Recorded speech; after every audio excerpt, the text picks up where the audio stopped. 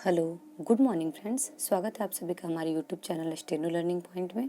आज का dictation 80 word पर मिनट पर है, तो चलिए स्टार्ट करते हैं आज का डिक्टेशन।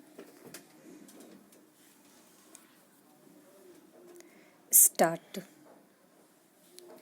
यह किसी से छिपा नहीं कि राहुल गांधी को प्रधानमंत्री नरेंद्र मोदी फूटी आंख से नहीं सुहाते, लेकिन उनकी निंदा करने के लिए अब वह जैसी सड़क छाप भाषा का इस्तेमाल करने लगे हैं और बिना किसी शर्म संकोच उसमें इजाफा करते जा रहे हैं, वह अकल्पनीय है।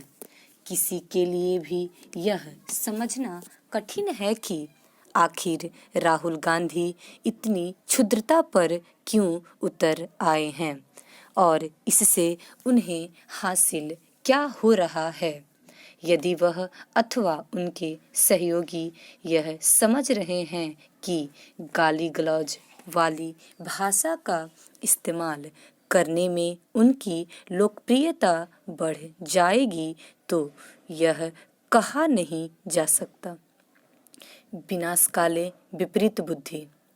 राहुल गांधी मोदी सरकार और खासकर प्रधानमंत्री नरेंद्र मोदी पर राजनीतिक हमला करने के लिए किस कदर आतुर रहते हैं, इसका ताजा और शर्मनाक उदाहरण है चीन से सैन्य तनाव घटाने संबंधी समझौते के मामले में उनका बेतुका और तथ्यों की अनदेखी करने वाला बयान। रक्षा मंत्री राजनाथ सिंह का बयान सामने आने के बाद ही राहुल गांधी ने इस समझौते को चीन के समक्ष मोदी का समर्पण करार दिया। शायद उनका इतने से मन नहीं भरा तो उन्होंने नए सिरे से प्रधानमंत्री के खिलाफ भड़ास निकाली। उन्होंने प्रधानमंत्री को कायर बताते हुए यह भी कहा कि गद्दारों ने भारत माता को चीरकर एक टुकड़ा चीन को दे दिया है। हैरानी की बात यह है कि राहुल यह सब कहते हुए 1962 में चीन की ओर से हड़पी गई जमीन को कैसे भूल गए।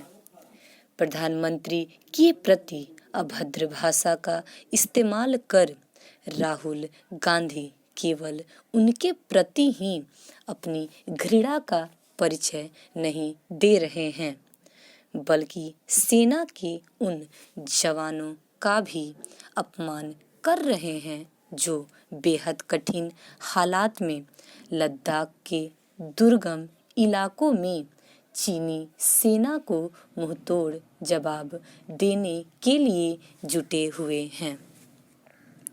देश के मान की रक्षा करने में लगी हुई हैं।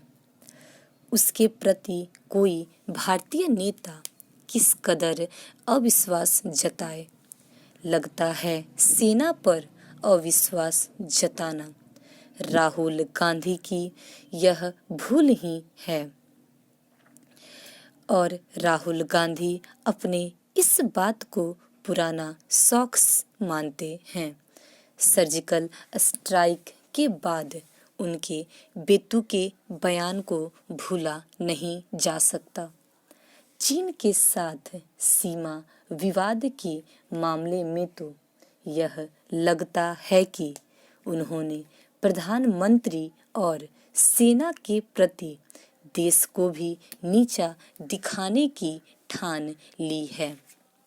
वह प्रधानमंत्री के प्रति अपनी नफरत का परिचय देने के लिए सामान्य शिष्टाचार और सार्वजनिक जीवन की मर्यादा का उल्लंघन करने का कोई मौका नहीं छोड़ रहे हैं।